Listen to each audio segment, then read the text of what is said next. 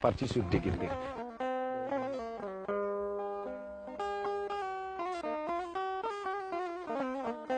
C'est ici, juste derrière moi, qu'El Hadj Omar Foutiyou Tall est vu pour la dernière fois. Nous sommes le vendredi 12 février 1864. Ce vendredi-là, il disparaît mystérieusement dans cette grotte, dans les falaises de Bandiagara et précisément à Deguembéré. Il disparaît après avoir bâti une communauté sur plus de 300 000 km², dont la seule devise est la ilaha illallah, une pratique parfaite de l'islam telle qu'elle est faite aujourd'hui ici, dans cette partie du Mali, en plein pays d'Ogo.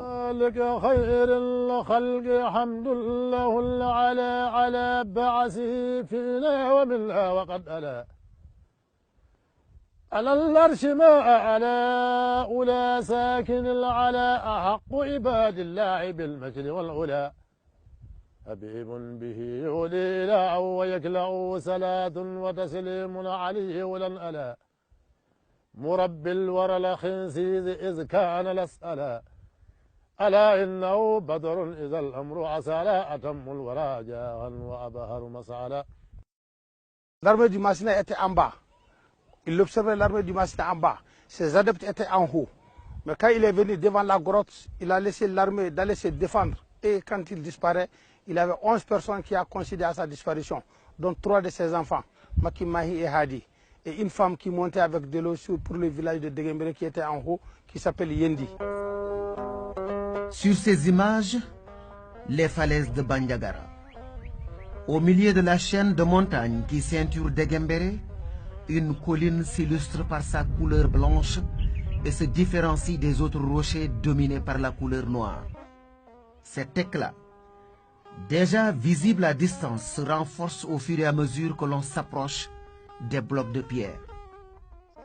À 200 ou 500 mètres, tu fais remarque, là où El Hadj Omar a disparu, est une montagne très claire qui est déjà éclaircie par la spécialité d'El Hadj Omar et par le savanisme. Et les autres montagnes sont restées noires parce que Dieu les a créées comme ça, il ne peut pas changer. Mais si Dieu avait fait que El Hadj Omar avait monté sur une de ces montagnes qui n'est pas cette montagne-là, ça allait être très clair aussi. Au point culminant de la montagne, une mosquée en pierre se dresse fièrement, entourée des ruines de l'ancien village de Deguembéré, avant que les habitants ne redescendent au pied de la montagne pour rebâtir la localité telle qu'elle est aujourd'hui. Au pied de la montagne, cet autre mystère. Une source d'eau douce jaillit des entrailles des collines pour donner au paysage un caractère paradisiaque.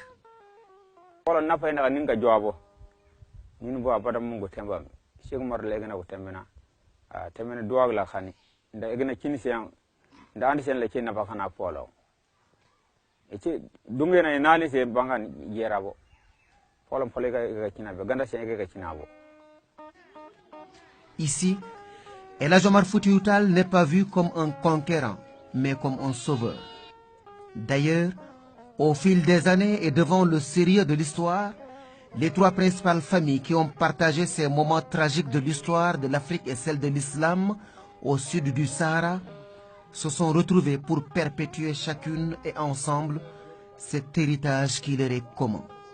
En 1977, il y a le président Moussa Traoré qui a tenu une réconciliation entre ces familles. Il a tenu une réconciliation de toutes ces familles-là. Ils sont venus ici à Randalay en 1977, précisément le 21 juin en 1977. Ils se sont réconciliés. En matière musulmane, vous avez droit de pardonner les péchés de vos grands-pères. Donc si c'est pardonné, l'islam admet ça. S'agissant d'El Hadj Omar Foutiyou Tall, les historiens sont unanimes à le présenter d'abord comme l'érudit maître coranique, prince du savoir et adepte de la sunna, doublé d'un soufi, d'un mystique. C'est aussi le chef politique djihadiste et stratège militaire. Cheikh Omar, c'est également le calife, illustre propagateur de la Tidjania en Afrique noire. Et il aimait même la paix. Je vais vous en donner quelques exemples. Les rois qui étaient là-bas, ont commencé à le provoquer. Il n'a pas voulu répondre. Il n'a pas voulu répondre. Finalement, il va même, pour éviter des problèmes, se déplacer et aller à Dingraï. Quand on le provoque là-bas aussi, il ne veut pas répondre. Il a fallu qu'on envoie des délégations pour venir le désarmer et désarmer ses partisans, qu'il s'est rendu compte que s'il ne réagit pas, il va accepter une situation qui va le mettre en situation d'infériorité, et ceux qui envisagent de le désarmer, peut-être qu'ils sont animés d'autres intentions, pouvant se traduire éventuellement par des meurtres perpétrés sur sa personne, pour qu'il décide de faire face. Et dans Arima, il prend la précaution de marquer que je n'ai pas le premier ouvert les hostilités. Le flambeau omarien, repris dès les premières heures qui ont suivi sa disparition par son neveu Tidjani Amadou, le flambeau donc va traverser des âges, transcender nombre de clivages pour s'imposer comme un modèle de nationalisme, de résistance et de projet politique jamais égalé en Afrique noire. El Hadji Omar a été respecté au plan national et international, et sa dimension intellectuelle dépasse tout ce que le 19e siècle africain a connu. Il n'y a pas dans le milieu africain au 19e siècle quelqu'un qui ait eu une dimension intellectuelle et universitaire égale à celle de Cheikh Omar. Il a fait, pendant son voyage à la Mecque, 20 ans. 20 ans d'études, d'observation, de notes, n'est-ce pas, d'apprentissage, qui lui ont permis de connaître des civilisations différentes, des régimes politiques différents, des pays différents, des cultures différentes.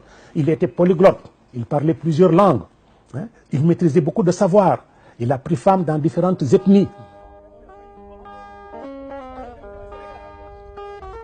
Seulement, l'histoire exceptionnelle à tout égard d'El Hadji Omar Foutiyou Tall sera l'une des plus grandes victimes de l'école de Jules Ferry et de l'historien aux yeux bleus qui, comme l'a si bien dit l'autre, n'a écrit l'histoire de l'Afrique qu'en termes de conquête et de domination.